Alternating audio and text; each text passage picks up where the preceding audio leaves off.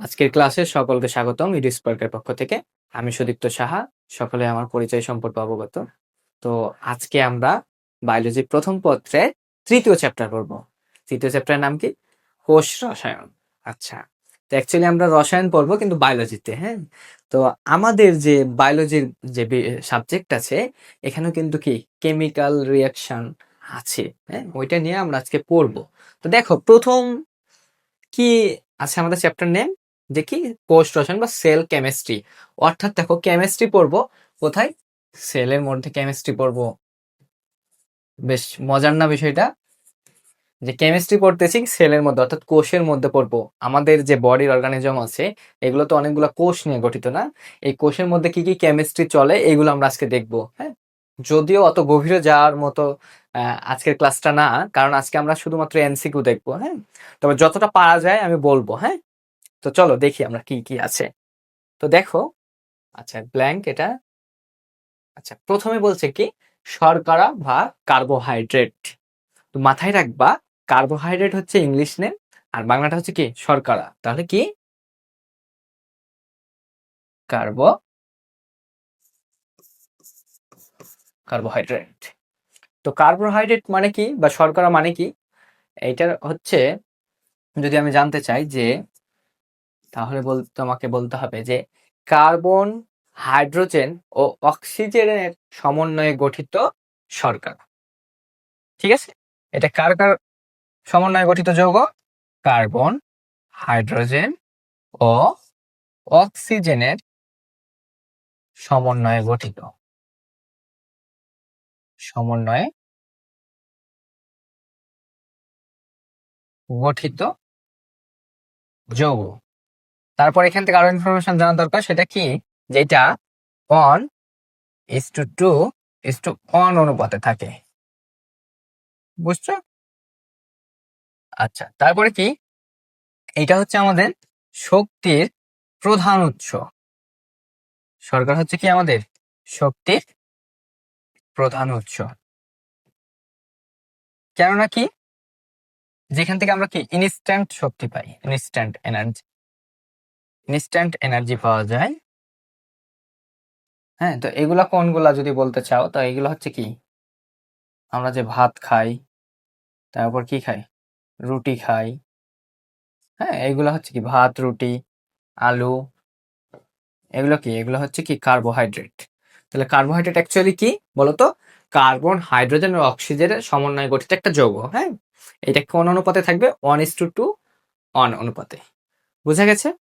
তো এটা ছিল একদম বেসিক কথাবার্তা। হ্যাঁ, এগুলো আমরা নর্মালি জানি সবাই, তারপরও যারা জানা ছিল না এটা জেনে ফেললাম। হ্যাঁ, তো শক্তির প্রধান উৎস কি? শক্তির প্রধান উৎস হচ্ছে শর্করা। এটা নিয়ে আরো অনেক পড়া যায়। তারপরে এখান থেকে একটা জিনিস আমাদের মনে রাখতে হবে, গ্লুকোজ। কি বলতো? গ্লুকোজ। আচ্ছা, গ্লুকোজ খাই না আমরা? গ্লুকোজ কেন খাই বলতো? কারণ গ্লুকোজ থেকে আমরা কি ইনস্ট্যান্ট এনার্জি পাই। হ্যাঁ, তো গ্লুকোজের সংকেতটা আমাদের মনে রাখা যায়। হ্যাঁ, এই ক্ষেত্রে কি কি লাগবে তোমার? হচ্ছে সিএইচ।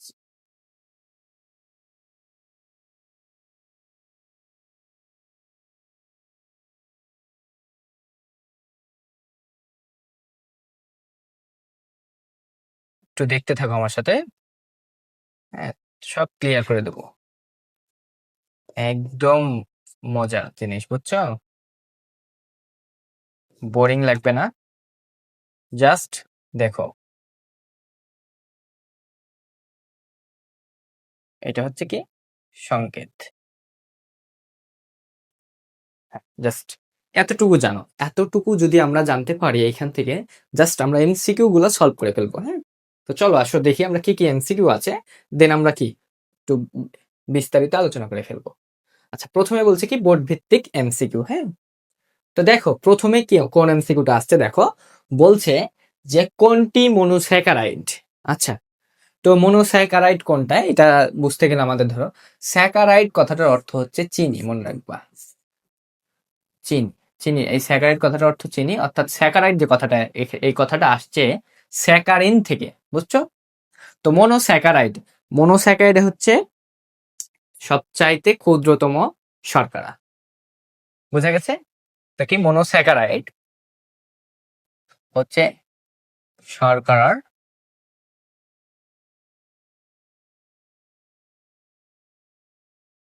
ক্ষুদ্রতম একক,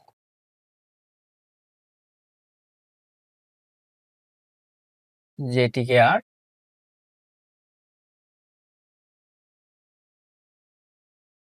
ভাঙা বা হাইড্রোলাইসিস করা যায় না। হাইড্রোলাইসিস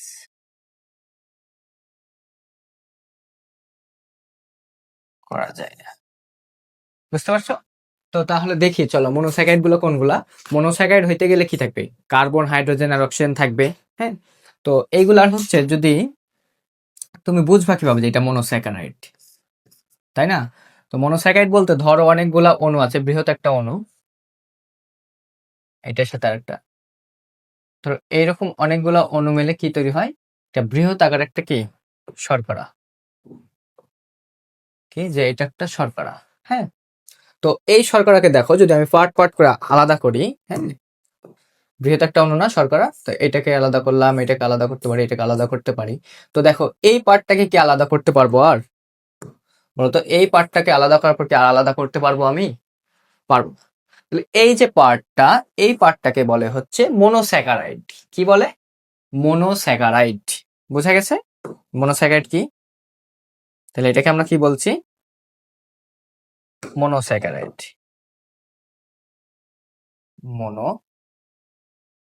মনোস্যাকারাইড, ঠিক আছে? মনোস্যাকারাইড এই পার্টটাকে বলছি। তো এটাকে ভাঙলে আর কিছু পাওয়া যাবে না, কারণ দেখো তুমি এই পার্টটাকে ভাঙলে আমরা আর কিছু পাবো না।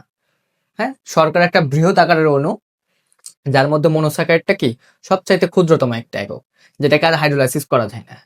হ্যাঁ, তো মনে রাখবা যে মনোস্যাকারাইডকে তাহলে ভাঙা যায় না। তো এখান থেকে আরো আমাদের জানা লাগবে, সেটা হচ্ছে তারপর ডাইস্যাকারাইড। কি? ডাইস্যাকারাইড। তারপরে পড়তে হয় আমাদের অলিগোস্যাকারাইড।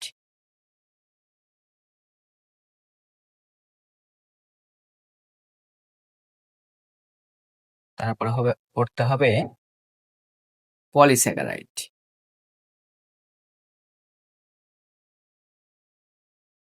বুঝতে পারছো?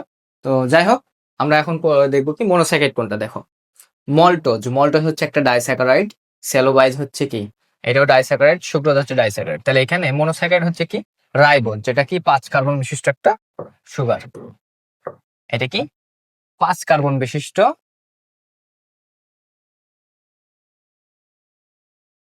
5 কার্বন বিশিষ্ট মনোস্যাকারাইড।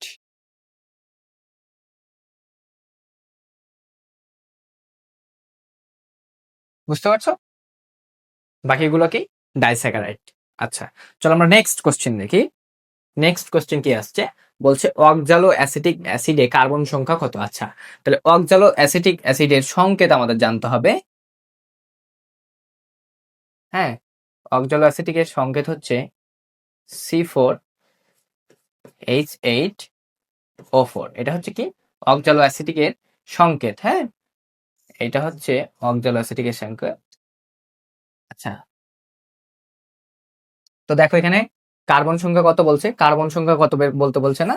তো কার্বন সংখ্যা কত এখানে দেখো তো, 4 না? তাহলে কার্বন সংখ্যা এখানে কত? 4। তাহলে আমাদের অ্যান্সার কি হবে? 4। ঠিক আছে, বুঝতে পারছো? চলো আমরা নেক্সট কোশ্চেন দেখি। আচ্ছা, নেক্সট কোশ্চেন কি বলছে? গ্লুকোজের আলফা লিঙ্কে OH যুক্ত থাকে। হ্যাঁ, তো এটা মনে রাখবা 1 নম্বর কার্বনে। কত নম্বর? 1 নম্বরে কার্বন 1-এ, পেনটা চেঞ্জ করি আমি, OH যুক্ত থাকে। যখন থাকবে তখন এটাকে বলবো হচ্ছে আমরা আলফা গ্লুকোজ।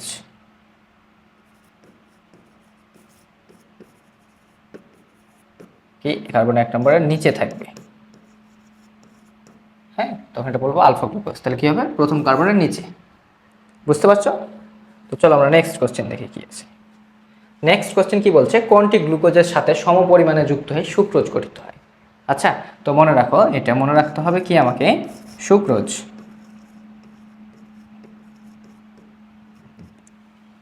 সুক্রোজ একটি ডাইস্যাকারাইড, এটা গঠিত হয় গ্লুকোজ এবং ফ্রুক্টোজের সমন্বয়ে। বুঝা গেছে? তো সুক্রোজ একটি ডাইস্যাকারাইড যেটা গ্লুকোজ এবং ফ্রুক্টোজের সমন্বয়ে গঠিত হয়। তাহলে কি বলছে, কোনটি গ্লুকোজের সাথে সমপরিমাণে যুক্ত হয়ে সুক্রোজ করবে? অবশ্যই কি ফ্রুক্টোজ। বুঝতে পারছো? আচ্ছা, যদি বুঝে থাকি তাহলে আমরা নেক্সট কোশ্চেন দেখব।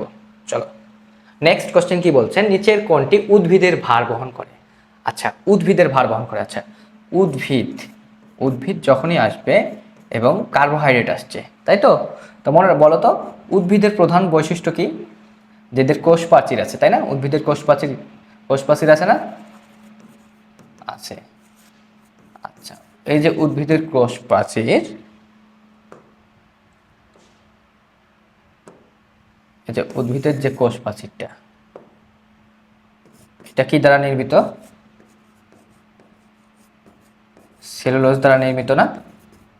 আবার বলতো, কোষ প্রাচীর কি দেয়? দৃঢ়তা প্রদান করে না? করে। আবার কি? ভার বহন করে। উদ্ভিদের তো আর কঙ্কাল নাই যে কঙ্কাল তার ভার বহন করবে, তাহলে আবার বাইরে থেকে কে রক্ষা করবে? এক নম্বর কি, কোষ প্রাচীর। তো কোষ প্রাচীর কি করে? দৃঢ়তা প্রদান করে এবং কি উদ্ভিদের যে বডিটা আছে সেটার কি ভারটা বহন করবে। হ্যাঁ, তো কোষ প্রাচীরের আবার প্রধান উপাদান কি? সেলুলোজ না? তাহলে অ্যাকচুয়ালি কি দাঁড়ালো, যে নিচের কোনটি উদ্ভিদের ভার বহন করে? এখানে তো কোষ প্রাচীর নাই, তাহলে কি আছে? সেলুলোজ আছে, তাই না? তাহলে আমাদের অ্যান্সারটা কি দাঁড়াবে? সেলুলোজ। বুঝতে পারছো প্রশ্নটা কত গভীরে গিয়ে করছে? কিন্তু সহজ, একদম সহজ। আচ্ছা, তারপরে কোশ্চেন দেখো, বলছে কি, নিচের কোনটি অধিকাংশ ক্ষেত্রে উদ্ভিদের ইরিথ্রোজ 4 ফসফেটের হিসেবে বিরাজ করে? আচ্ছা, এইটা একদম মনে রাখবা, এটা হবে হচ্ছে C5H10O5, এইটা হবে। বুঝছো? এটা মনে রাখবা, সংকেতটা মনে রাখতে হবে আমাকে, যে ইরিথ্রোজ 4। হ্যাঁ, আচ্ছা চলো নেক্সট কোশ্চেন দেখি আমরা। নেক্সট কোশ্চেন কি বলছে, ইক্ষু ও বিটের চিনি নামে পরিচিত। হ্যাঁ, আচ্ছা, এখানে একটু মাথায় রাখবা যে ইক্ষু আসছে হচ্ছে আখের রস হতে, এবং এটাও কি সুক্রোজ। এখানে বিটে কি পাওয়া যায়? সুক্রোজ পাওয়া যায় বেশি পরিমাণে, বেশি সুক্রোজ পাওয়া যায়। বুঝতে পারছো? তাহলে আখের রস থেকে আবার কি পাওয়া যায়? সুক্রোজ পাওয়া যায়।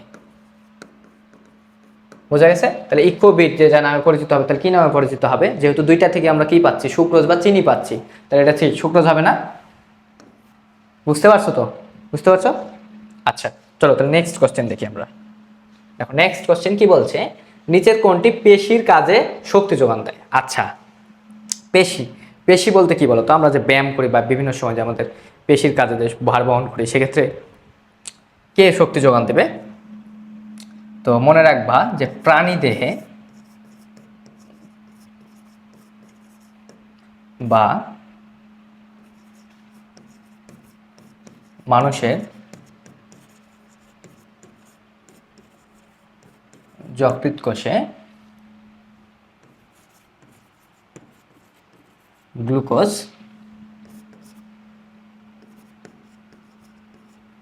গ্লাইকোজেন রূপে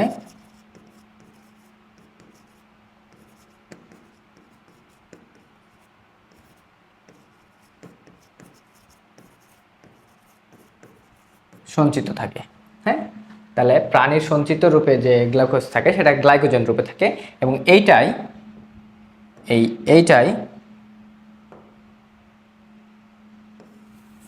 গ্লাইকোজেনটাই পরবর্তীতে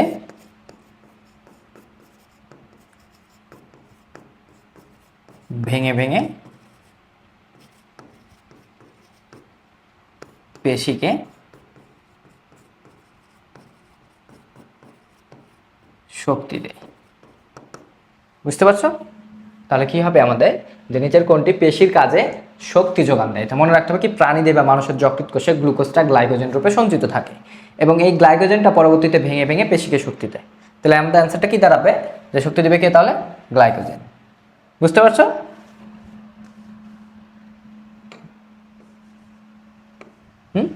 বুঝা গেছে তো নাকি? আচ্ছা, যদি এটা আমরা বুঝে থাকি তাহলে পরবর্তী কোশ্চেন দেখবো। আসো। আচ্ছা, পরবর্তী কোশ্চেন বলছে কি, গ্লাইকোসাইডিক বন্ধন যোগান দেয় কে? আচ্ছা, মনে রাখবা যে এইটা হচ্ছে গ্লাইকোসাইডিক বন্ধন, গ্লাইকোসাইডিক বন্ধন। তো এটার কাজ কি? দুটি মনোস্যাকারাইডকে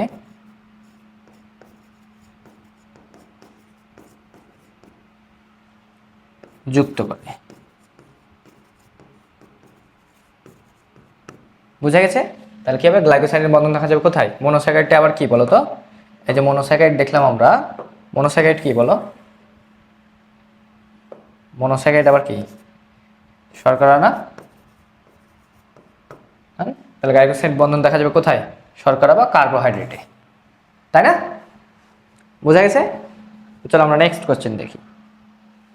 নেক্সট কোশ্চেন কি বলছে, গবাদি পশুকে ঘাস হজম করতে সহায়তা করে কোন এনজাইম? আচ্ছা, ঘাস,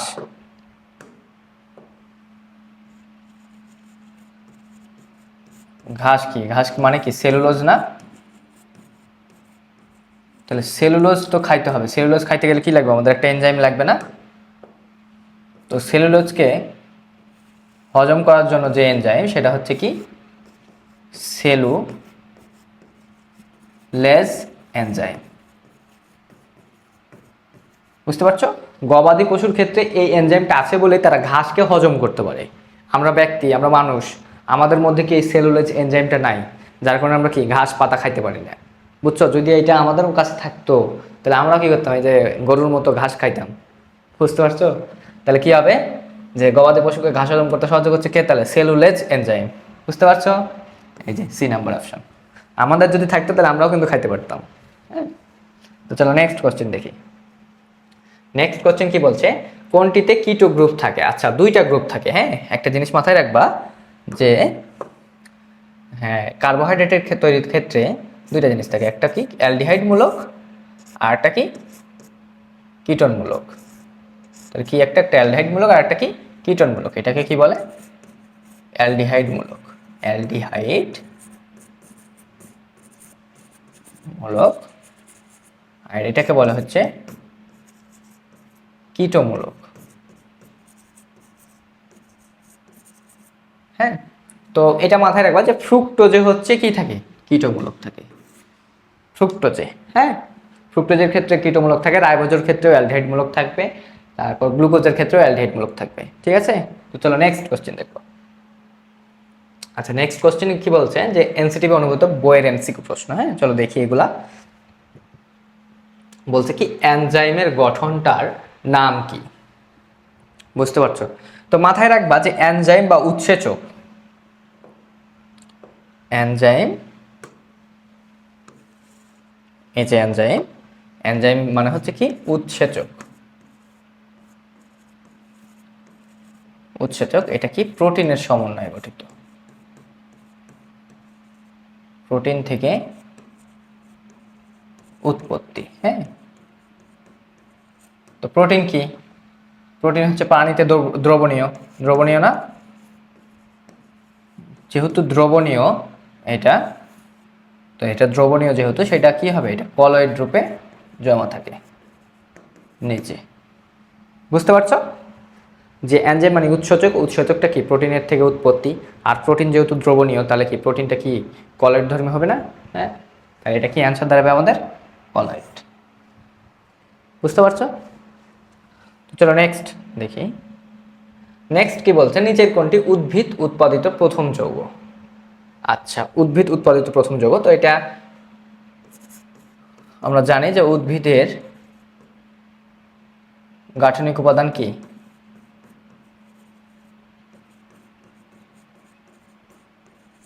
সেলুলোজ না?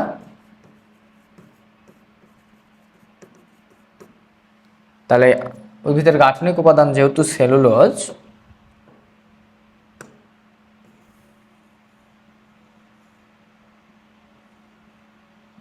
তাহলে আমাদের অ্যান্সার কি হবে? সেলুলোজ। বুঝতে পারছো কেন সেলুলোজ হইলো? তার কারণ কি, উৎপাদিত প্রথম যৌগ উদ্ভিদের কাছে গেলেই তুমি প্রথমে কি পাবা? কোষপ্রাচীর পাবা। কোষপ্রাচীরের যে উপাদানটা সেটা কি? সেলুলোজ দ্বারা নির্মিত। বুঝা গেছে?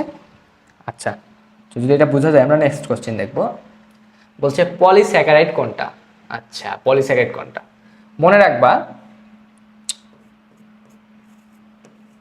10-এর অধিক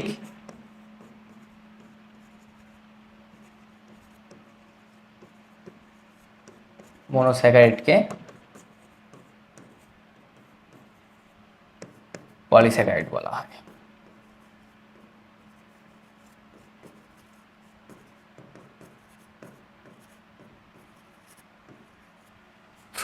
ফ্রুক্টোজ একটি মনোস্যাকারাইড, সুক্রোজ ডাইস্যাকারাইড, গ্যালাক্টোজ হচ্ছে কি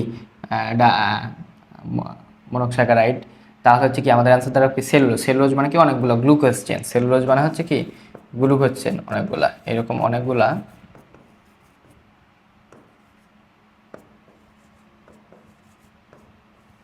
গ্লুকোজ মিলে কি তৈরি হয়? সেলুলোজ তৈরি হয়। বুঝতে পারছো? তাহলে আমাদের কি হবে? সেলুলোজ হচ্ছে কি? পলিস্যাকারাইড। বুঝা গেছে? আচ্ছা, যদি এটা আমাদের বোঝা যায় তাহলে চলো আমরা নেক্সট কোশ্চেন দেখি। নেক্সট কোশ্চেন কি বলছে? উদ্ভিদের শুষ্ক ওজনের কত পার্সেন্ট কার্বোহাইড্রেট? আচ্ছা, এটা মুখস্থ, এটা মনে রাখবা 50 থেকে 80%। বুঝা গেছে? তাহলে এটা আমাদের কোথায় আছে? ক নম্বর। আচ্ছা, চলো আমরা নেক্সট কোশ্চেন দেখব। তো নেক্সট কোশ্চেন কি বলছে দেখো। নেক্সট কোশ্চেন কি বলছে যে রিডিউসিং সুগারে কমপক্ষে কতটি অ্যালডিহাইড বা কিটোন মূল্য থাকে? আচ্ছা, তাহলে প্রথমে যেটা আসছে কি? Reducing sugar. কি আসছে? রিডিউসিং সুগার, তাই না? রিডিউসিং সুগার, তাহলে এইটা কি আমাদের আগে এটা বুঝতে হবে যে রিডিউসিং সুগারটা কি আসলে। হ্যাঁ, তো মনে রাখবা যে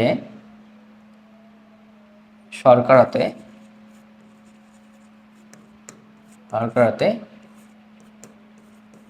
একটি অ্যালডিহাইড বা কিটোনমূলক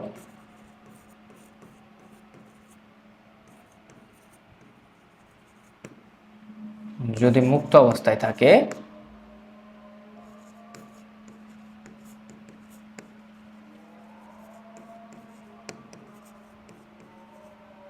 এবং অন্যকে বিজারিত করতে পারে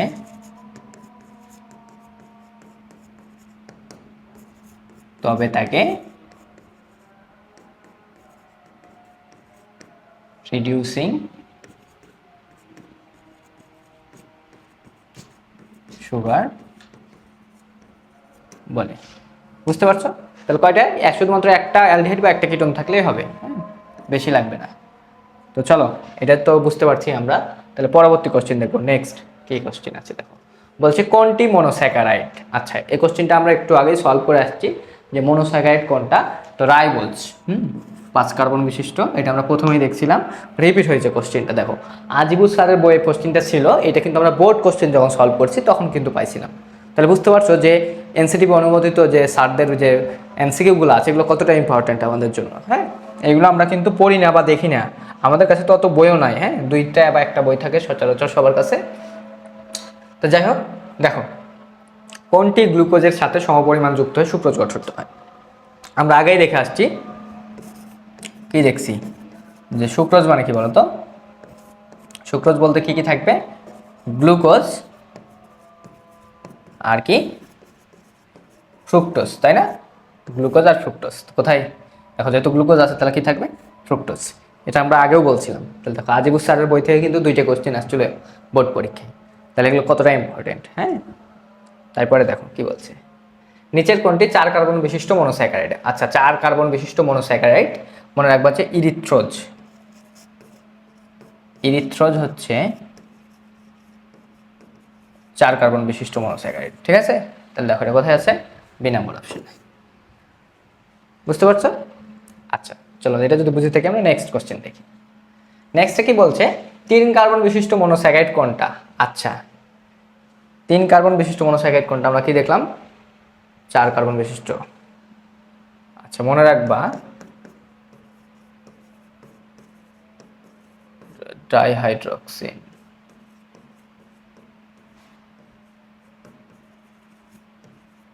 অ্যাসিটোন,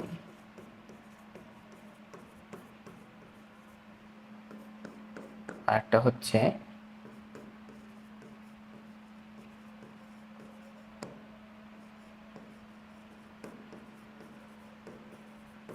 গ্লিসালডিহাইড। এই দুইটা হচ্ছে 3 কার্বন বিশিষ্ট মনোস্যাকারাইড, এটা মনে রেখো। 3 কার্বন বিশিষ্ট মনোস্যাকারাইডের উদাহরণ। তাহলে কি হচ্ছে আমাদের এখানে, কি আছে? গ্লিসালডিহাইড। আচ্ছা, এটা আমাদের আগেও ছিল। দেখো এইরকম টাইপের দুইটা কোশ্চেন দেখলাম আমরা। একটা কি দেখলাম 4 কার্বন বিশিষ্ট, একটা কি দেখলাম 3 কার্বন বিশিষ্ট। ঠিক আছে, তো চলো এটা আমরা বুঝতে পারছি। তো একটু মনে রাখবা। পরবর্তী কোশ্চেন দেখি, নেক্সট কোশ্চেন কি বলছে। বলছে সকল প্রকার সালেক সংশ্লেষণকারী উদ্ভিদে কোনটি থাকে? আচ্ছা, খুব সুন্দর, মনে রাখবা। উদ্ভিদ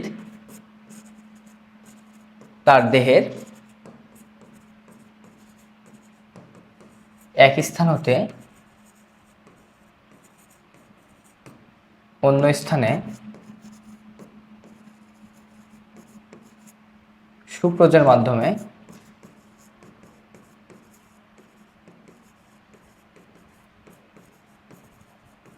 শক্তি সঞ্চালিত করে।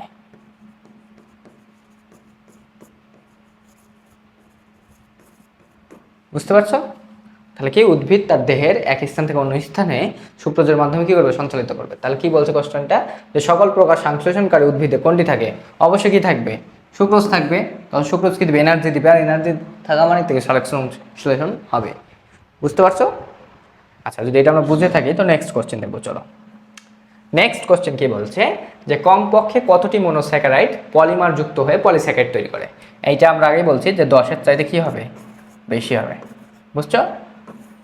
10-এর অধিক। তাহলে কি বলছে? 10-এর অধিক। বুঝা গেছে? আচ্ছা, যদি এটা আমরা বুঝে থাকি তো পরবর্তী কোশ্চেন দেখি। আচ্ছা, পরবর্তী কোশ্চেন দেখো কি বলছে, সবচেয়ে বেশি সেলুলোজ কোনটিতে থাকে? আচ্ছা, মনে রাখবে এটা তুলাতে 90 থেকে 94% হইতে পারে। আবার কোনো কোনো বইয়ে 93% বলছে। হ্যাঁ, দেখবা, এটা একটু দেখবা, পার্সেন্টেজটা তোমরা দেখে নিবা। হ্যাঁ, কিন্তু সবচাইতে বেশি থাকবে কি? সে তুলাতে। আর কাটে মেবি হচ্ছে 40 থেকে 50% হইতে পারে। হ্যাঁ, ওগুলোতে নাই। তাহলে অ্যান্সার কি দাঁড়াবে? তুলা। ঠিক আছে, পার্সেন্টেজটা একটু দেখে নিও, আপডেটটা।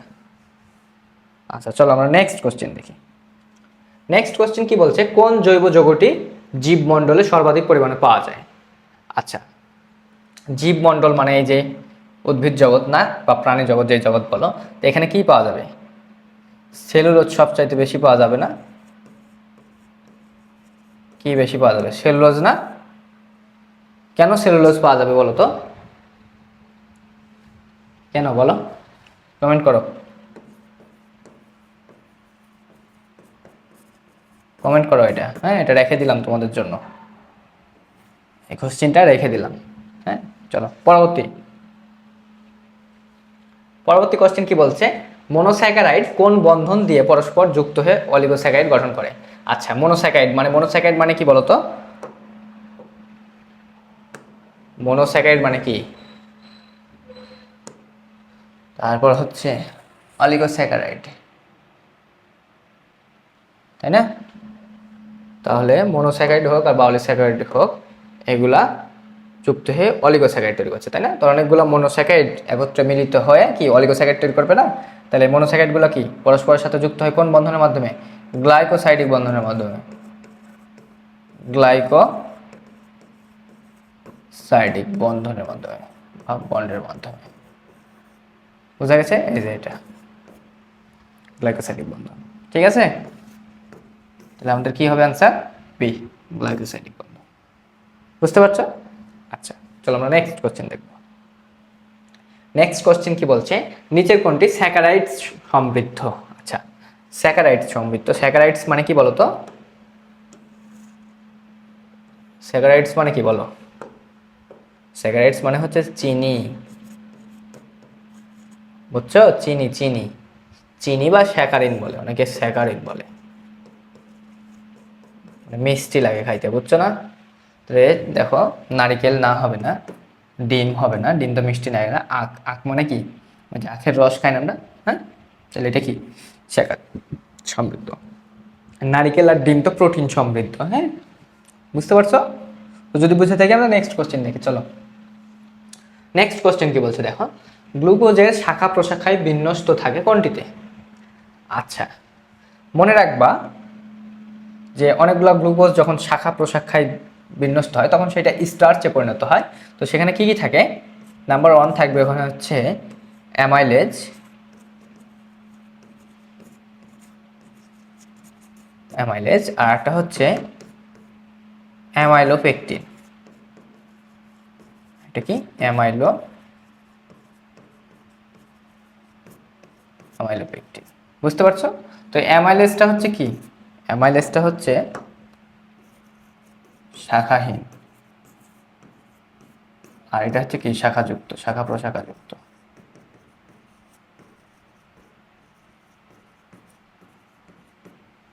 বুঝা গেছে? তাহলে আমাদের অ্যান্সার কি হবে? বিন্যস্ত থাকবে কোনটাতে তাহলে? অবশ্যই অ্যামাইলোপেকটিনে, তাই না? বুঝতে পারছো তো? হুম, চলো নেক্সট কোশ্চেন দেখি কি হয়। আচ্ছা, নেক্সট, এই সাথে আমাদের প্রথম টাইপটা শেষ। তোমাদের বলা হয়নি এই এই অধ্যায়টা যেহেতু বড় এবং একটু ইম্পর্টেন্ট, বেসিকের জন্য ইম্পর্টেন্ট, হ্যাঁ, এখান থেকে কোশ্চেন খুব কম আসে, রিটেনের দিকেও কোশ্চেন খুব কম আসে, এমসিকিউ তো আসে, হ্যাঁ, অ্যাডমিশনে আসে বেশ ভালো, টাইপ 1 থেকে অ্যাডমিশনে কোশ্চেন আসে, হ্যাঁ। তো দ্বিতীয় যে টপিকটা সেটা হচ্ছে কি, অ্যামিনো অ্যাসিড অফ প্রোটিন। তো অ্যামিনো অ্যাসিডটা কি, অ্যামিনো অ্যাসিডটা কি যদি মনে রাখতে চাও, তো এখানে অ্যামিনো অ্যাসিড, এখানে দুইটা পার্ট, একটা অ্যামিন গ্রুপ থাকবে আর একটা কি অ্যাসিড থাকবে, তাই তো? তো এইটা হচ্ছে প্রোটিনের ক্ষুদ্রতম একক, ক্ষুদ্রতম একক, বুঝতে পারছো? অর্থাৎ অর্থাৎ অনেকগুলো অ্যামিনো অ্যাসিড, অনেকগুলো অ্যামিনো অ্যাসিড পরস্পরের সাথে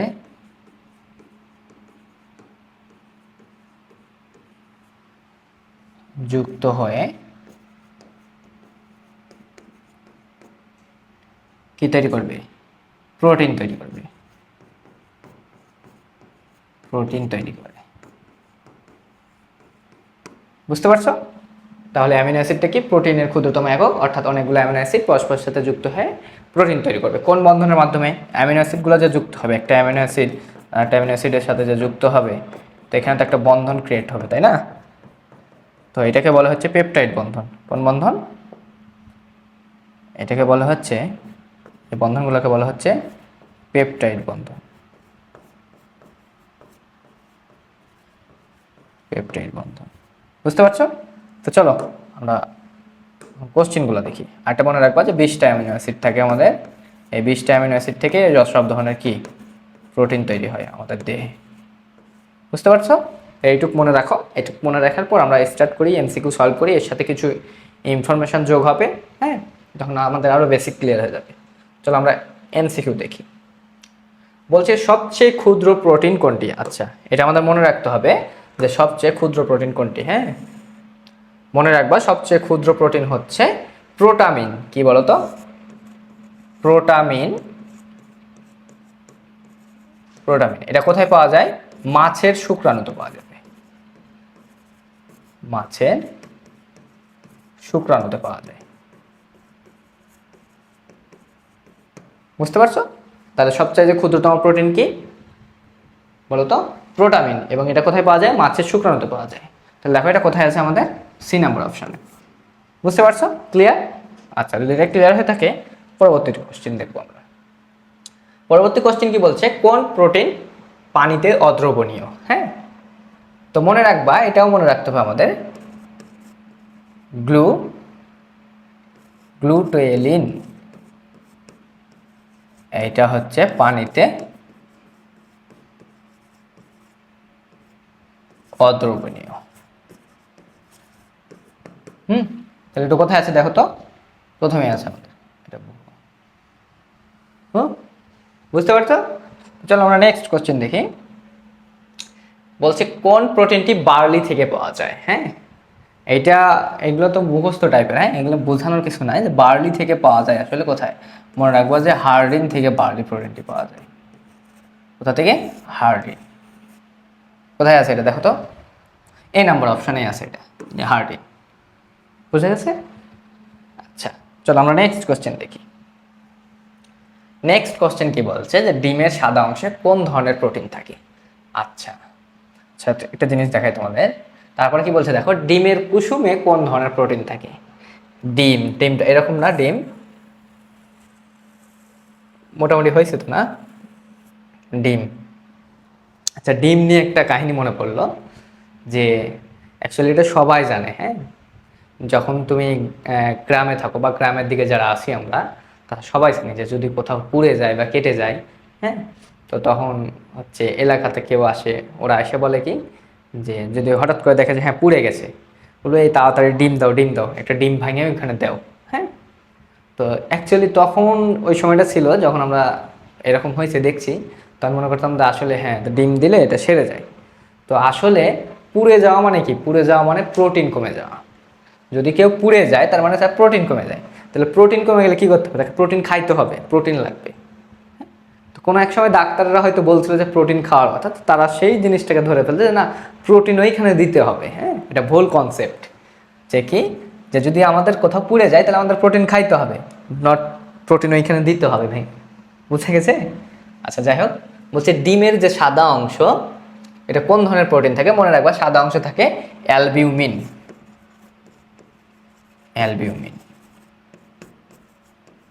বুঝা গেছে? আর ডিমের ভিতরে যে কুসুমটা থাকে, আচ্ছা লাল অন্য কালি দেই,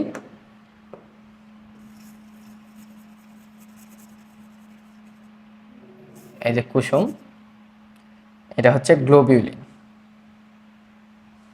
এটা হবে কি? গ্লোবিউলিন। ঠিক আছে? তাহলে কি হবে আমাদের সাদা অংশ, এই যে সাদা অংশ, এটা এই যে এগুলো হচ্ছে সাদা অংশ, এগুলো কি থাকবে? অ্যালবিউমিন। দেখো, যশোর বোর্ডে আসছে, রাজশাহী বোর্ডে আসছে, ময়মনসিংহ বোর্ডে আসছে। তাহলে এই কোশ্চেনটা অনেক ইম্পর্টেন্ট। হ্যাঁ, এবং মজার মতো করে মনে রাখা যায়। তাহলে অ্যালবিউমিন থাকবে কোথায়? সাদা অংশে। আর কুসুমে থাকবে কোথায়? সরি, ডবলটা সাইজ। ডিমের কুসুমে তাহলে কোন ধরনের থাকবে? গ্লোবিউলিন, তাই না? গ্লোবিউলিন। ঠিক আছে? তাহলে কি হবে আমাদের? গ্লোবিউলিন। বুঝতে পারছো? তো চলো আমরা নেক্সট কোশ্চেন দেখি। নেক্সট কোশ্চেন কি বলছে, যুগ্ম প্রোটিনের অপ্রোটিন অংশে ধাতব পদার্থ হলে কি হতো। আচ্ছা, যুগ্ম প্রোটিন। হ্যাঁ, মনে রাখবা প্রোটিনের ক্ষেত্রে দুইটা পার্ট থাকবে। একটা হচ্ছে কি প্রোটিন পার্ট, আর এটা হচ্ছে কি অপ্রোটিন পার্ট।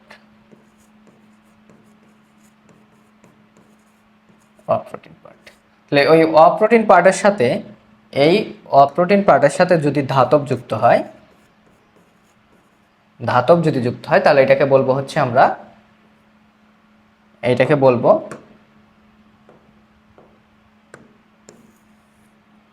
এখন, এইটাকে বলবো হচ্ছে কোফ্যাক্টর।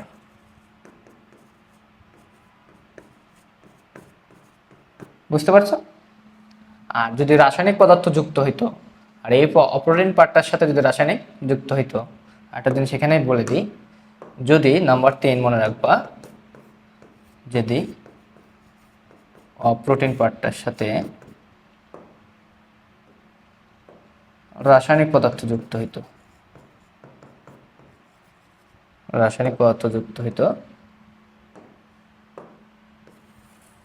সরি,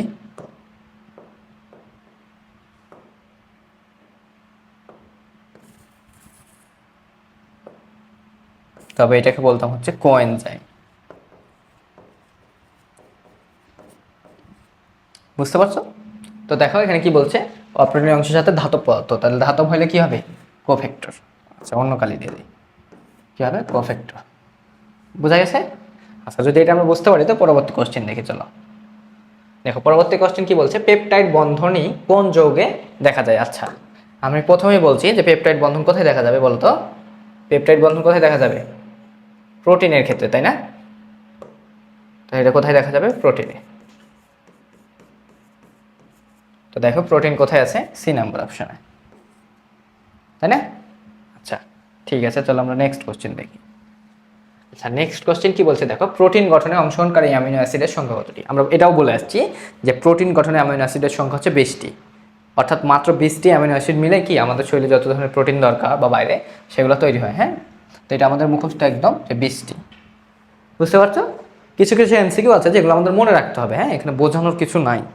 তুমি যদি আবার সিকোয়েন্সলি একাডেমিক লাইফটা পড়ে আসতা ঠিক মতো, তাহলে আবার এগুলো এমনিতেই মনে থাকতো। হ্যাঁ, যেহেতু এখন লাস্ট মোমেন্ট, আমাদেরকে কি একটু মনে রাখতে হবে যদি একটা ক্লাসেই পুরো চ্যাপ্টারটা পড়তে চাচ্ছি। দেখো হিমোগ্লোবিন হচ্ছে একটা প্রোটিন। হ্যাঁ, এটা মাথায় রাখো, হিমোগ্লোবিন হচ্ছে একটা প্রোটিন। তো এখানে দুইটা পার্ট আছে, একটা কি গ্লোবিউলিন প্রোটিন বা গ্লোবিন প্রোটিন। হ্যাঁ, আর একটা হচ্ছে কি এখানে থাকে হিম বা আয়রন। তাহলে দুইটা পার্ট যদি থাকে তাহলে সেটাকে বলা হয় যে যুগ্ম প্রোটিন। হ্যাঁ, বুঝতে পারছো? তাহলে হিমোগ্লোবিন হচ্ছে কি একটা যুগ্ম প্রোটিন। হিমোগ্লোবিন তো প্রোটিন ঠিক আছে, কিন্তু এটা যুগ্ম প্রোটিন কেন? কারণ একটা গ্লোবিন প্রোটিন থাকে, আর এটা কি, এই পার্টটাকে কি বলবো আমরা? যে এই পার্টটাকে বলবো হচ্ছে আমরা প্রোটিন, এইটাকেও কি বলবো? প্রোটিন। ঠিক আছে, বুঝতে পারছো? তো কেন এটা যুগ্ম প্রোটিন? আচ্ছা, যদি এটা আমরা বুঝে থাকি তো পরবর্তী কোশ্চেন দেখি চলো। বলছে কোনটি অ্যালকোহলে দ্রবীভূত হয়? আচ্ছা, কোনটি অ্যালকোহলে দ্রবীভূত হয়? আচ্ছা, এটা মনে রাখবা যে অ্যালকোহলে দ্রবীভূত হয় হচ্ছে প্রোলোমিন। প্রোলোমিন। ঠিক আছে। আচ্ছা, চলো পরের প্রশ্ন দেখি। পরের প্রশ্ন কি বলছে? এনসিটিভ অনুমোদিত। আচ্ছা চলো আমরা এই প্রশ্ন এখন দেখি। প্রোটিন সংশ্লেষণে অংশগ্রহণ করে কোন অঙ্গাণু? আচ্ছা, এটা খুব একদম কি, রাইবোজোম না? তো রাইবোজোমকে আবার কি বলা হয়? প্রোটিন ফ্যাক্টরি বলা হয়, এই জন্য প্রোটিন ফ্যাক্টরি, তাই না? তাহলে দেখো প্রোটিন সংশ্লেষণে কোন অংশগ্রহণ করে কোন অঙ্গাণু? রাইবোজোম। বুঝতে পারছো? আচ্ছা চলো আমরা নেক্সট কোশ্চেন দেখি। নেক্সট কোশ্চেন দেখো কি বলছে, নিচের কোনটি মানুষের শরীরের জন্য অত্যাবশ্যকীয় অ্যামিনো অ্যাসিড নয়? আচ্ছা, এটা মনে রাখবা যে অত্যাবশ্যকীয় অ্যামিনো অ্যাসিড হচ্ছে গ্লাইসিন নয়। এটা গ্লাইসিন। কেন অত্যাবশ্যকীয় নয়? যদি তোমাকে প্রশ্ন হয় যে কেন নয়, তো তুমি অ্যান্সার দিবা এটা আমাদের বডি, এটি আমাদের বডি তৈরি করতে পারে। কি করতে পারে? তৈরি করতে পারে। হ্যাঁ, আর আরেকটা জিনিস হচ্ছে কি, তাহলে অত্যাবশ্যকীয় কোনগুলো? মনে রাখবা যে মানুষের অত্যাবশ্যকীয় হচ্ছে কয়টি? 10টি অ্যামিনো অ্যাসিড। কয়টি? 10টি। তবে শিশুদের হচ্ছে কয়টি? 8টি। শিশুদের হচ্ছে 8টি, আর প্রাপ্তবয়স্কদের হচ্ছে 10টি। তো মাথায় রাখবা। হ্যাঁ, তাহলে কি হলো আমাদের? গ্লাইসিন, তাই না? তাহলে এ নাম্বার অ্যান্সার। ঠিক আছে, বুঝে গেছে? তো চলো আমরা পরবর্তী কোশ্চেন দেখি। পরবর্তী কোশ্চেন কি বলছে দেখো, যেটি অ্যারোমেটিক অ্যামিনো অ্যাসিড নয়। মানে কোনটি, সরি এখানে ভুল করছে, যে কোনটি অ্যারোমেটিক অ্যামিনো অ্যাসিড নয়। হ্যাঁ, তো মনে রাখবা যে, আচ্ছা প্রশ্নটার মধ্যে একটু যেন ঝামেলা আছে। তো মনে রাখবা যে গ্লাইসিন হচ্ছে কি অ্যামিনো অ্যাসিড নয়। হ্যাঁ, অ্যারোমেটিক অ্যামিনো অ্যাসিড নয়। আচ্ছা চলো নেক্সট দেখি আমরা। বলছে নিচের কোনটি সরল প্রোটিনের উদাহরণ নয়? সরল, দেখো অ্যালবিউমিন একটি প্রোটিন, সরল প্রোটিন। গ্লোবিউলিন একটি প্রোটিন, হিস্টোন একটা প্রোটিন। দেখো লিপোপ্রোটিন, দেখো কি বলছে, লিপো প্রোটিন। তো এখানে কি আছে দেখো, দুইটা পার্ট আছে, একটা লিপিড পার্ট আছে, একটা কি আছে, প্রোটিন পার্ট আছে। তাহলে এটা কি সরল প্রোটিন হইলো? না। তাহলে এটা কি হবে আমাদের? সরল নয়। এটা আমাদের কি রাইট অ্যান্সার। বুঝতে পারছো? আশা করি বুঝতে পারছো। তো চলো আমরা নেক্সট কোশ্চেন দেখবো। দেখো নেক্সট কোশ্চেন কি বলছে, প্রোটিন গঠনের প্রকারভেদ নিচের কোনটি? আচ্ছা, মনে রাখবা প্রোটিনকে 4 ভাগে ভাগ করা হয়, 4 ভাগে ভাগ করা হয়। কয় ভাগে? 4 ভাগে ভাগ করা হয়। নাম্বার 1 প্রাইমারি, 2 হচ্ছে সেকেন্ডারি, 3 হচ্ছে টারসিয়ারি, 4 হচ্ছে কোয়াটারনারি। ঠিক আছে, তাহলে প্রোটিন গঠনের প্রকারভেদ নিচের কোনটি হবে? 4। বোঝা গেছে? আচ্ছা চলো নেক্সট কোশ্চেন দেখব। দেখো নেক্সট কোশ্চেন কি বলছে, নিচের কোনটি উৎসেচকের উপাদান নয়? আচ্ছা একটা জিনিস মনে রাখবা, এটা আমরা অনেকেই জানি না, যে উৎসেচক মানে হচ্ছে কি এনজাইম। হ্যাঁ, উৎসেচক মানে কি এনজাইম। দেখো এনজাইমটা আবার কি থেকে তৈরি হয়? এনজাইমটা আসলে কি প্রোটিন থেকে তৈরি হয় না? প্রোটিন হতে উৎপত্তি না এর?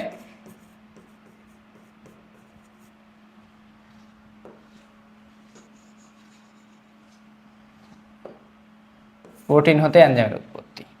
বুঝা গেছে? তাহলে কি হবে এটা? C number option. বুঝতে পারছো? সহজ না?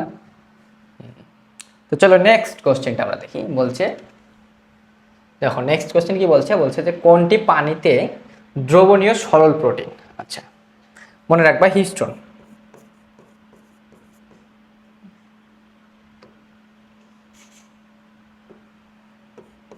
হিস্টোন হচ্ছে এক ধরনের ক্ষারীয় প্রোটিন।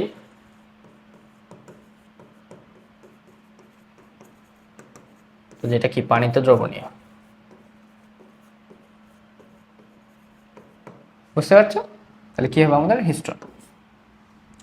চলো নেক্সট, এটা তো আমরা বুঝতে পারলাম। চলো আমরা নেক্সট কোশ্চেনটা দেখি কি বলছে। বলছে ডিএনএ তে সংরক্ষিত বংশগতির জন্য তথ্য কোনটি সংশ্লেষণের মাধ্যমে প্রকাশিত হয়? অবশ্যই কি প্রোটিন না? প্রোটিন তো, তাই না? বুঝতে পারছো না কেন প্রোটিন? ডিএনএ থেকে আরএনএ তৈরি হয়, আরএনএ থেকে কি তৈরি হয়? প্রোটিন তৈরি হয়। দেন তো এটা কি পরপর যাইতে থাকে না? বুঝতে পারছো তো? তাহলে কি হবে আমাদের অ্যান্সার? প্রোটিন। বোঝা গেছে? আচ্ছা সহজ, বুঝছো? একদম সহজ। হ্যাঁ, পরবর্তী কোশ্চেনটা দেখো। বলছে প্রোটিনকে আদ্র বিশ্লেষণে পাওয়া যায়। আচ্ছা প্রোটিনকে যদি তুমি ভাঙো, আমরা কি বলছি যে প্রোটিনকে যদি তুমি ভাঙো তাহলে কি পাবা? অ্যামিনো অ্যাসিডের চেন পাবা। এই যে এটা পাবা, এটা কি অ্যামিনো অ্যাসিড, তাই না? তাহলে প্রোটিনকে বিশ্লেষণ করলে কি পাবো আমরা? অ্যামাইনো অ্যাসিড পাবো। এটা কোথায় আছে? বি নম্বরে। বোঝা গেছে? তো চলো আমরা নেক্সট কোশ্চেন দেখি। এখন নেক্সট কোশ্চেন কি বলছে, দুধের সাদা অংশে কি পাওয়া যায়? আচ্ছা এই প্রশ্নটা এইখানে অপশন অনুযায়ী হবে হচ্ছে গ্লাইকোপ্রোটিন। হ্যাঁ, গ্লাইকোপ্রোটিন এটা অপশন অনুযায়ী। তবে মনে রাখবা যে দুধে কি পাওয়া যায়? কেসিন থাকে, এটা মনে রাখো।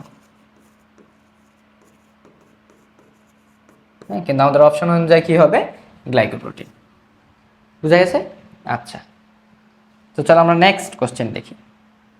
বলছে প্রোটিনের উদাহরণ হলো। আচ্ছা প্রোটিন একটা জিনিস তোমরা মনে রাখবা যে প্রোটিন, প্রোটিন শেষে থাকবে কি? ইন। কোনো নামের শেষে যদি ইন পাও তাহলে সেটা কি মনে করবা? যে এটা প্রোটিন। ঠিক আছে, তারপর হচ্ছে কি কার্বোহাইড্রেট, কার্বোহাইড্রেট বা শর্করা। এখানে শেষে যদি এস পাও, সরি ওস পাও, ওস, এটা যদি পাও তাহলে মনে করবা এটা কি? শর্করা। আচ্ছা তারপর হচ্ছে এনজাইমের ক্ষেত্রে মনে রাখবা, এনজাইমের ক্ষেত্রে মনে রাখবা যদি শেষে এজ পাও, এজ,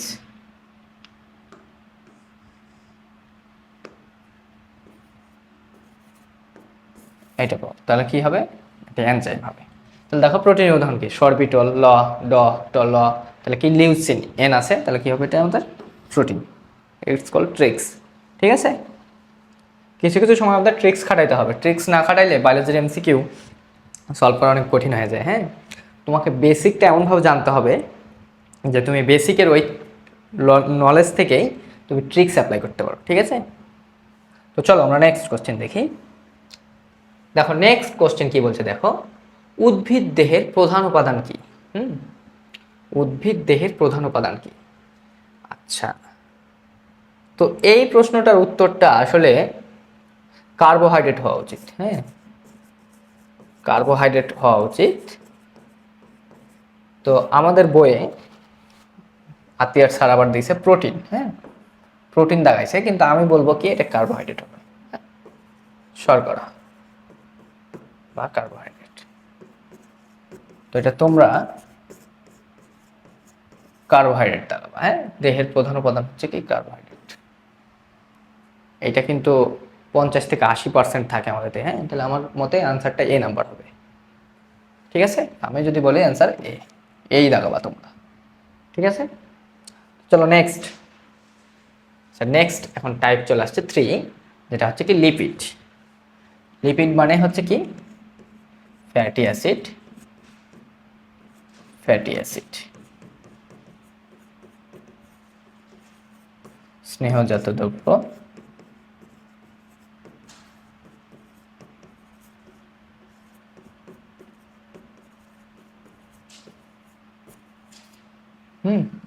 তো চলো আমরা দেখি আসলে এমসিকিউ গুলা দেখি, তাহলে আমাদের কি বেসিকটা ক্লিয়ার হয় তাড়াতাড়ি। এইগুলো ইনফরমেশন পড়াইতে গেলে এটা একটা সময় লাগে, লেন্দি প্রসেস, যেহেতু আমাদের এটা এমসিকিউ প্র্যাকটিস ক্লাস, তাহলে আমরা শুধুমাত্র এমসিকিউ গুলো দেখবো। হ্যাঁ, চলো বোর্ড ভিত্তিক এমসিকিউ দেখো। প্রথমে কি বলছে, কোলেস্টেরল কোন জাতীয় পদার্থ? আচ্ছা, মনে রাখবা যে কোলেস্টেরল হচ্ছে কি লিপিড জাতীয় পদার্থ। আমাদের কি সেল মেমব্রেনে থাকে না কোলেস্টেরল? থাকে কি না বলো? সেল মেমব্রেনে আমরা দেখছি না যে সেটা কি কোষ ঝিল্লিতে থাকে।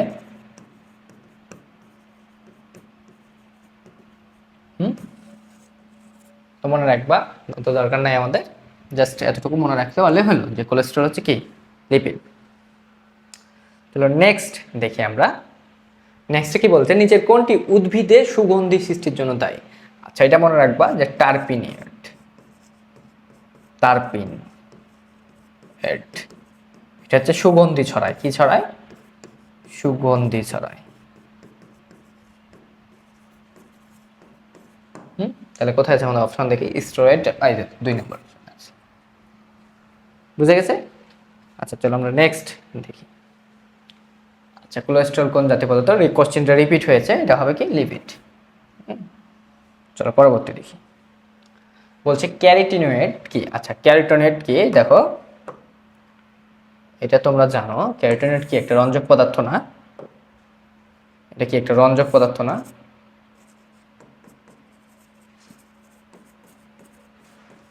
রঞ্জক পদার্থ এটা। হ্যাঁ, তো এটা অ্যাকচুয়ালি লিপিডের সমন্বয়ে গঠিত। বুঝছো? Lipid carotene. তাহলে কি হবে আমাদের অ্যান্সার? ডি। হ্যাঁ, তো চলো আমরা নেক্সট কোশ্চেন দেখি কি আছে। নেক্সট কোশ্চেন দেখো কি বলছে, তুলসী, পুদিনা ও পাইন উদ্ভিদ থেকে কোন লিপিড পাওয়া যায়? আচ্ছা, তো মনে রাখবা যে এগুলা থেকেও কি পাওয়া যায়? টারপিনস পাওয়া যায়। হ্যাঁ, যে তুলসী, পুদিনা ও পাইন থেকে কি টারপিনস পাওয়া যায়। এটা টারপিনয়েড, এটা কি রঞ্জক কি সুগন্ধি ছড়ায় এগুলা থেকে। বোঝা গেছে? পুদিনা থেকেও কিন্তু সুগন্ধি ছড়ায়, তুলসী পাতা থেকে ছড়ায়। তারপর কি বলছে, মানুষের রক্তে কোলেস্টেরলের স্বাভাবিক মাত্রা কত? তো এটা আমাদের মনে রাখতে হবে 0.15 থেকে 1.20%।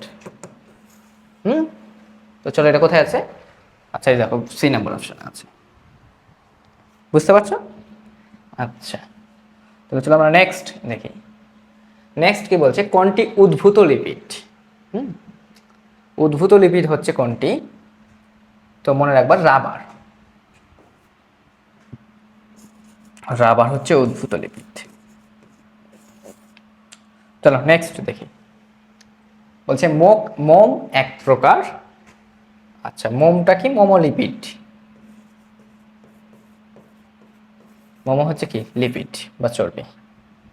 তাহলে আমাদের আনসার কি হবে? বি। আচ্ছা, এনসিটিভি অনুমোদিত প্রশ্ন।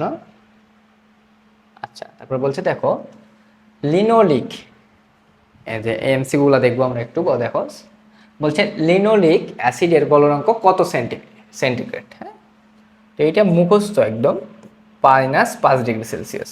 আচ্ছা, এটা আমাদের কয় নাম্বার আছে? সি নাম্বার অপশানে আছে। তো চলো আমরা নেক্সট দেখি। দেখো নেক্সট যে কোশ্চেনটা বলছে, আচ্ছা নেক্সট এর চিন। আচ্ছা এখানে একটু ভুল হয়েছে মনে হয়, হ্যাঁ আমার মনে হয় এখানে ভুল হয়েছে। এটা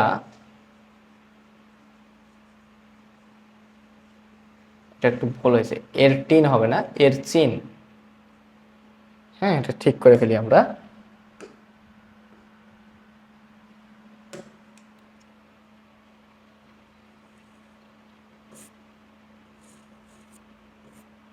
এর চিন, হ্যাঁ ঠিক করে ফেলছি। তাহলে কি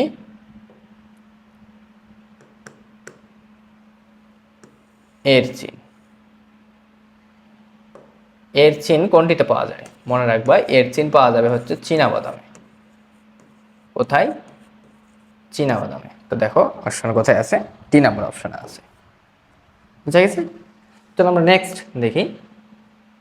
নেক্সট কি বলছে, রক্তে কোনটির পরিমাণ বেশি থাকা ভালো? আচ্ছা, রক্তে থাকবে দুইটা জিনিস, একটা হচ্ছে এইচডিএল আর একটা হচ্ছে এলডিএল। হ্যাঁ, এলডিএল। তো রক্তে হচ্ছে সবসময় এইচডিএলটা থাকা ভালো। হ্যাঁ, এইচডিএল এর পরিমাণটা বেশি থাকা ভালো, এটা থাকা কি ক্ষতি? হ্যাঁ, তাহলে কি হবে? এইচডিএল। বুঝা গেছে? আচ্ছা চলো নেক্সট। বলছে কোলেস্টেরল সম্পর্কিত সঠিক তথ্য কোনটি? সঠিক তথ্য, রক্তে এলডিএল কম থাকা ক্ষতিকর, না এটা হবে না। পুরুষ অপেক্ষা স্ত্রীলোকে রক্তে এলএডি বেশি থাকে, না এটাও হবে না। তারপর দেখো কি বলছে, যৌগিক লিপিড, এটা তো হবেই না। রক্তের উচ্চ কোলেস্টেরলের কারণে করোনারি থ্রম্বোসিস নামক হৃদরোগ হয়, হ্যাঁ এইটা সঠিক। হ্যাঁ, তাহলে আমাদের কি করতে হবে? কোলেস্টেরল সম্পর্কিত তথ্যগুলো পড়ে ফেলতে হবে। কোলেস্টেরল, সরি, আচ্ছা এই সম্পর্কিত তথ্য পড়ে নিবা। হ্যাঁ, পড়ে নেব, ঠিক আছে। আর যদি আসে তো এইটাই আসতে পারে। হ্যাঁ, কোশ্চেন যদি দেয় তাহলে এই কোশ্চেনটাই দিতে পারে, অত প্যারা নাই। তো চলো নেক্সট দেখি। নেক্সট কি বলছে, কোন লিপিড সংশ্লেষণে উল্লেখযোগ্য ভূমিকা পালন করে? কোন লিপিড বলো তো, কোন লিপিড সালোক সংশ্লেষণে উল্লেখযোগ্য ভূমিকা রাখবে? ফসফোলিপিড, গ্লাইকোলিপিড, সালফোলিপিড কি লিপোপ্রোটিন? বলো কোনটি হবে? এইটি হবে লিপোপ্রোটিন। বুঝতে পারছো? লিপোপ্রোটিন। তাহলে কোন লিপিড সালোক সংশ্লেষণে উল্লেখযোগ্য ভূমিকা পালন করবে? লিপোপ্রোটিন। বুঝতে পারছো? তো চলো আমরা নেক্সট দেখি। বলছে মোমের গাঠনিক উপাদান। আচ্ছা, মোমের গাঠনিক উপাদান, মোম হচ্ছে কি লিপিড না? তো লিপিডকে ভাঙলে কি পাবো আমরা? ফ্যাটি অ্যাসিড পাবো না? ফ্যাটি অ্যাসিড আর গ্লিসারল পাবো, প্লাস কি গ্লিসারল, তাই না? তাহলে কি আছে দেখো, হ্যাঁ ফ্যাটি অ্যাসিড। বুঝা গেছে? তো চলো নেক্সট দেখি। নেক্সট কি বলছে, উদ্ভিদের পাতায় কিউটিকল কোন উপাদান দিয়ে গঠিত? আচ্ছা, কিউটিকল। তো উদ্ভিদের যে পাতায় কিউটিকলে কোন উপাদান দিয়ে গঠিত বলছে কি, সেলুলোজ, মোম জাতীয় লিপিড, ক্রোমোপ্রোটিন, কোএনজাইম। আচ্ছা, ক্রোমোপ্রোটিনও হবে না, কোএনজাইমও হবে না, সেলুলোজ তো না, তাহলে কি হবে? মোম জাতীয় লিপিড। ঠিক আছে। আচ্ছা চলো নেক্সট দেখি আমরা। নেক্সট কি বলছে, লিপিড শব্দটি সর্বপ্রথম ব্যবহৃত হয়, আচ্ছা এটা সাল, মনে রাখবা 1943। তাহলে কোথায় আছে দেখো, এই যে 1943 সালে। বুঝা গেছে? আচ্ছা চলো নেক্সট। আচ্ছা নেক্সট হচ্ছে এনজাইম, এটা আমাদের লাস্ট টপিক। 5 থেকে 10 মিনিট সময় লাগবে, আর রিল্যাক্স দেখতে থাকো। তো এনজাইম, তো এনজাইমকে বাংলায় বলা হচ্ছে উৎসেচক।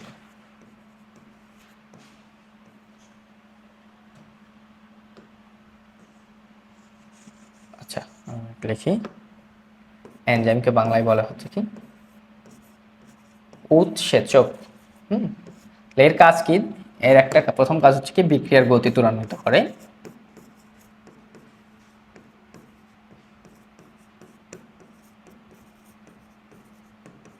ত্বরান্বিত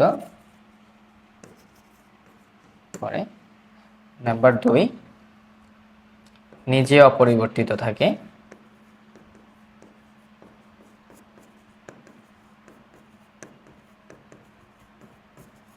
হ্যাঁ, তো আরো যা যা লাগে আমরা দেখবো। হ্যাঁ, চলো এমসিকিউ গুলা দেখি আমরা একটু, বুঝতে পারছো? তো চলো, আচ্ছা বোর্ড ভিত্তিক এমসিকিউ প্রশ্ন। আচ্ছা তারপর দেখো, আচ্ছা এমসিকিউ দেখি। দেখো কি বলছে, গ্লুকোজ 6 ফসফেট থেকে ফ্রুক্টোজ 6 ফসফেট এই বিক্রিয়ায় কোন এনজাইম দ্বারা প্রভাবিত হয়? আচ্ছা, তো একটা জিনিস মাথায় রাখো বা মাথায় রাখাই লাগবে যে গ্লুকোজ 6 ফসফেট আর ফ্রুক্টোজ 6 কি ফসফেট কি বলতো, এরা পরস্পর কি আইসোমার না? আইসোমার। তো দেখো একটা আইসোমার অণু থেকে আরেকটা আইসোমার অণুতে পরিণত করতে কোন এনজাইম কাজে দিবে?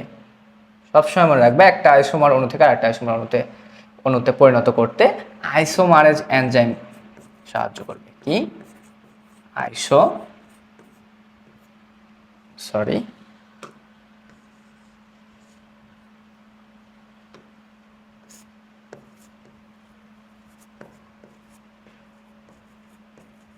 আইসোমারেজ এনজাইম,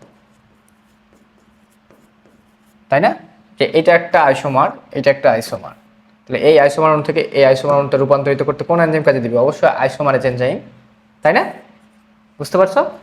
তাহলে কি হবে আমাদের? Isomerase enzyme. ঠিক আছে, আচ্ছা চলো আমরা নেক্সট দেখি। নেক্সট কি বলছে, যুগ্ম প্রোটিনের অপ্রোটিনের অংশ জৈব রাসায়নিক পদার্থ থাকলে। আচ্ছা এই কোশ্চেনটা আমরা আগেই পড়ে আসছিলাম যে যদি রাসায়নিক পদার্থ থাকে, অপ্রোটিন অংশের সাথে রাসায়নিক পদার্থ থাকলে তাকে কি বলবো আমরা? কোএনজাইম। ঠিক আছে, যে অপ্রোটিন অংশের সাথে যদি রাসায়নিক পদার্থ থাকে সেক্ষেত্রে সেটাকে আমরা বলবো কোএনজাইম, আর ধাতব পদার্থ থাকলে কোফ্যাক্টর। বুঝতে পারছো? এটা আমরা আগে বলে আসছি কিন্তু। তাহলে কি হবে আমাদের? কোএনজাইম। আচ্ছা চলো আমরা নেক্সট দেখি। নেক্সট কি বলছে, ফার্মেন্টেশন ঘটে। আচ্ছা মনে রাখবা যে ফার্মেন্টেশন মানে কি? গাজন প্রক্রিয়া, তাই না? গাজন প্রক্রিয়ায় কি তৈরি হয়? অ্যালকোহল তৈরি হয় না? অ্যালকোহল ও কার্বন ডাইঅক্সাইড তৈরির সময়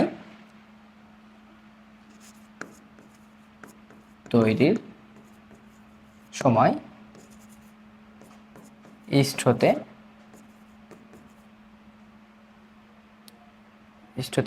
নিঃসৃত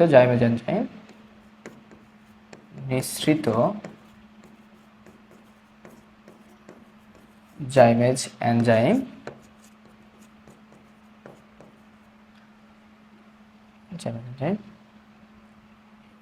এটা প্রক্রিয়াটি ঘটাতে সাহায্য করে।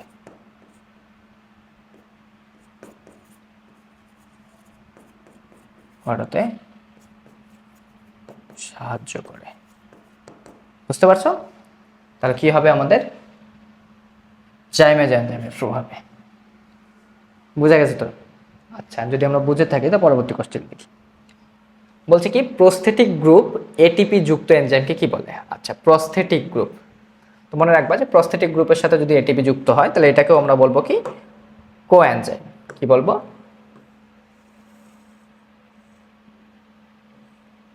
কোএনজাইম বলবো। ঠিক আছে, তো এটা কি বলবো আমরা? কোএনজাইম। ঠিক আছে, তো চলো আমরা নেক্সট দেখি। নেক্সট কি বলছে যে নিচের কোনটি লিপিড পরিপাককারী এনজাইম? আচ্ছা লিপিড কি বলছে? লিপিড পরিপাককারী। তাহলে লিপিড পরিপাককারী এনজাইম কি মনে রাখবো? লিপিডের ল থেকে কি হবে? লাইপেজ। লিপিডকে পরিপাক করবে কে? লাইপেজ। ঠিক আছে, তাহলে কি অ্যান্সার হবে আমাদের? C number option. বুঝা গেছে? আচ্ছা যদি আমরা বুঝে থাকি তাহলে পরবর্তী কোশ্চেন দেখি। আচ্ছা তাহলে পরবর্তী কোশ্চেন আর মাত্র বেশি নাই, অল্প। আর কয়টা আছে দেখি। 1 2 3 4, আচ্ছা আর বেশি নাই, হ্যাঁ একদম অল্প 5-6টা কোশ্চেন আছে। চলো দেখে ফেলি আমরা, 2-3 মিনিট লাগবে। দেখো কি বলছে যে কোন বিজ্ঞানী তালা চাবি মতবাদ প্রকাশ, হ্যাঁ কি মতবাদ প্রদান করেন। তালা চাবি, তালা মানে কি বলতো লক, লক অ্যান্ড কি, তাহলে কি মতবাদ, লক অ্যান্ড কি নাকি, লক অ্যান্ড কি তালা চাবি। তো এই মতবাদটা দিয়েছেন হচ্ছে এমিল ফিশার। কে দিয়েছেন? Emil Fischer. এই মতবাদটা কেন দিয়েছেন তিনি, যে এনজাইম পড়ছি, তাহলে একটা নির্দিষ্ট এনজাইম একটা নির্দিষ্ট পদার্থের সাথে কি করবে, রিয়াকশন করে কাজ করবে। বোঝা গেছে? যে নির্দিষ্ট এনজাইমটা কি নির্দিষ্ট সাবস্ট্রেটের সাথে যুক্ত হবে। বুঝতে পারছো? এই জন্য বলছি কি লক অ্যান্ড কি, নির্দিষ্ট একটা চাবি দিয়ে কেবল নির্দিষ্ট একটা তালাই খুলবে। হ্যাঁ বুঝতে পারছো? আচ্ছা চলো আমরা এখন নেক্সট কোশ্চেন দেখবো। হ্যাঁ দেখো নেক্সট কোশ্চেন কি বলছে, দেখো নেক্সট কোশ্চেনে বলছে কি নিচের কোনটি এনজাইমের সঠিক কাজের সাথে সংশ্লিষ্ট নয়। আচ্ছা তো মনে রাখবা যে এনজাইমের সাথে সংশ্লিষ্ট হচ্ছে কি তাপমাত্রা, তারপর হচ্ছে তোমার পিএইচ, আর হচ্ছে রাসায়নিক পদার্থের ঘনত্বটা। বুঝছো? রাসায়নিক পদার্থের ঘনত্ব বা ডেনসিটি যেটা, হ্যাঁ এইগুলো হচ্ছে কি এর সাথে সংশ্লিষ্ট। তো দেখো এখানে কি আছে, এখানে আছে কি তাপ, হ্যাঁ ঠিক আছে তাহলে এটা হবে সংশ্লিষ্ট, তাহলে এটা তো হবে না, সংশ্লিষ্ট নয় বলছে। আচ্ছা চাপ না, পিএইচ হ্যাঁ সংশ্লিষ্ট, তাহলে এটা হবে না। তাহলে আমাদের অ্যান্সার কিন্তু দুইটা দাঁড়াচ্ছে, একটা কি বি আর একটা হচ্ছে কি ডি। তো দুইটাই অ্যান্সার, সারের বইও দুইটা দেওয়া ছিল। হ্যাঁ তাহলে আমাদের অ্যান্সার কি দাঁড়াবে, দুইটা, বি ও ডি। বুঝতে পারছো? তো যদি এইটা বোর্ড কোশ্চেনে আসে অবশ্যই দুইটা থাকবে না অপশনে, যে কোনো একটা থাকবে। আর যদি দুইটাই থাকে তোমরা যে কোনো একটা ভর্ট করবা, হ্যাঁ কারণ একটা দিলে ফুল মার্কস পাবা। তো চলো আমরা নেক্সট কোশ্চেন দেখি। নেক্সট কোশ্চেন কি বলছে, নিচের কত ডিগ্রি সেলসিয়াস তাপমাত্রার উপরে এনজাইম নিষ্ক্রিয় হয়ে যায়। তো এটা একদম মুখস্থ টাইপ, মনে রাখবো যে 50 ডিগ্রির উপরে, বুঝছো, বা 50 ডিগ্রি সেলসিয়াস। হ্যাঁ তো চলো আমরা নেক্সট, তাহলে কি আমরা অ্যান্সার কি হলো, সি নাম্বার। হ্যাঁ চলো আমরা নেক্সট কোশ্চেন দেখি। দেখো নেক্সট কোশ্চেন কি বলছে, কোন তথ্যটি এনজাইমের জন্য সঠিক নয়। আচ্ছা তাহলে এখানে এনজাইমের বৈশিষ্ট্য আমাদের পড়তে হবে। তো দেখো একদম লাস্টটা দেখো, বলছে কি কার্যকারিতা নির্দিষ্ট নয়। আচ্ছা এনজাইমের ক্ষেত্রে আমরা দেখলাম না এমিল ফিশার কি বলছিল, যে লক অ্যান্ড কে, অর্থাৎ কি একটা এনজাইম এর কাজ একদম সুনির্দিষ্ট। তাহলে এই কথাটা কি সঠিক? এনে বলছে সঠিক নয় কোনটি, তাহলে এইটাই কি সঠিক নয়। আমাদের রাইট অ্যান্সার কি হবে, সরি ডি নাম্বারটা না, কারণ কি এর কার্যকারিতা একদম সঠিক, লক অ্যান্ড কে এর মতো, তালা চাবির মতো। একটা তালাতে একটাই চাবি দিয়ে যেমন খুলবে, ঠিক তেমন একটা এনজাইম শুধুমাত্র একটা সাবস্ট্রেটের সাথে যুক্ত হয়ে কাজ করতে পারবে। বুঝতে পারছো? আর বাকিগুলো তাহলে কি হবে, হবে না। হ্যাঁ এগুলো তাহলে হবে না, এটা একটু পড়ে নেবে। হ্যাঁ পড়ে নিও। তো চলো ঠিক আছে নেক্সট কোশ্চেন দেখি। আমার মনে হয় যে এটাই আমাদের লাস্ট কোশ্চেন, না আর দুইটা আছে। তো চলো আমরা এটা দেখি। বলছে কি দেখো, যে উদ্ভিদে যেসব উৎসেচক এটিপি এর সহায়তায় 2 বা ততোধিক সাবস্ট্রেটকে সংযুক্ত করে নতুন যৌগ উৎপন্ন করে তারা যে উৎসেচক নামে পরিচিত। আচ্ছা আচ্ছা দেখো সংযুক্ত করে, কোথায় দেখলাম আমরা, এই দেখো সাবস্ট্রেটকে সংযুক্ত করে। সংযুক্ত মানে কি বলতো, জোড়া লাগানো, তাই না? জোড়া লাগানো না? তো জোড়া লাগানো মানে কি আবার বলো, জোড়া লাগাইলে কোন এনজাইম কাজ করবে, লাইগেজ। লাইগেজ মানে কি জোড়া লাগানো না? আমরা কোষের গঠনে দেখছি না, যেটা জোড়া লাগায় তাই কি বলে, লাইগেজ। তাহলে কোন এনজাইম কাজে দিবে, লাইগেজ এনজাইম। বুঝতে পারছো? তো চলো আমরা লাস্ট কোশ্চেন দেখবো, আমাদের আজকের চ্যাপ্টারের লাস্ট কোশ্চেন। দেখো বলছে কি, যুগ্ম এনজাইমের প্রোটিন অংশের নাম কি। বুঝছো? এটা আমাদের লাস্ট কোশ্চেন ছিল। এবং প্রোটিন আমরা এলাকাতে কি দেখছি, অপ্রোটিন অংশ, যে অপ্রোটিনের সাথে কি যদি ধাতব যুক্ত হয় তাহলে সেক্ষেত্রে কি বলছিলাম, কোফ্যাক্টর। আর যদি রাসায়নিক পদার্থ যুক্ত থাকে তাহলে সেক্ষেত্রে কি বলছি, কোএনজাইম। আর যদি প্রোটিন অংশটার নাম কি বলে তাহলে বলবা যে অ্যাপোএনজাইম। বুঝতে পারছো? তাহলে এরই সাথে আমাদের সব এমসিকিউ সলভ করা শেষ। তো এতক্ষণ সাথে থাকার জন্য ধন্যবাদ সবাইকে। আর তোমাদের উদ্দেশ্যে আবারও আমি বলবো যে সামনে আমাদের অ্যাডমিশন ব্যাচ আসছে, তো তোমরা আমাদের সাথে থাকো এবং কমেন্ট বক্সে জানাও যে এর পরবর্তীতে তোমরা কোন চ্যাপ্টারের ক্লাস চাও।